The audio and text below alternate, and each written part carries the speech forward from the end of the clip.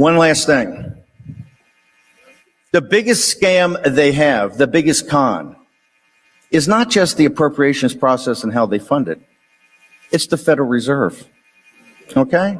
0.5% of the citizens of this country own more assets than the bottom 90%.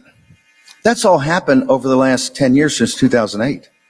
We took a monetary base of back in the 80s of $800 billion. The balance sheet of the Fed was $880 billion under President Bush, right? Balance sheet of the Fed is $9.5 trillion today. The debt's $30 trillion. We have $100 to $150 trillion contingent liabilities, all just because we're the prime reserve currency. The greatest export we have is the dollar. But all of that rests on the shoulders of our children and our grandchildren. Those are all due bills that are come due.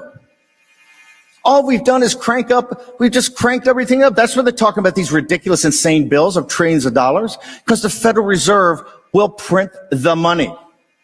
The Federal Reserve, by the way, that's owned not by the American people, a central bank that's owned by 24 prime brokers, being JP Morgan and Goldman Sachs and Morgan Stanley. How does that work?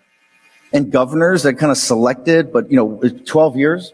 And the best governor we've had in the Federal Reserve right here in Dallas, Richard Fisher, who told you what was going to happen by going to negative interest rates, told you what was going to happen by printing all this money and having $4, $5, $6 trillion, $7 trillion, $8 trillion, now $9 trillion on the balance sheet of the Federal Reserve.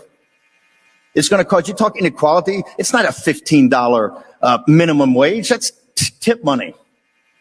We have, I think M2 today is 22 or $23 trillion.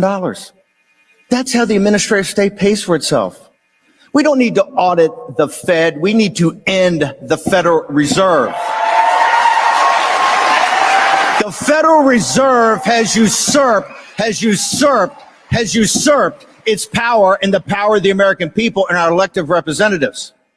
And no, they do not have the consent of the governed. We will not comply. We will not submit, and it must be ended. In closing, let me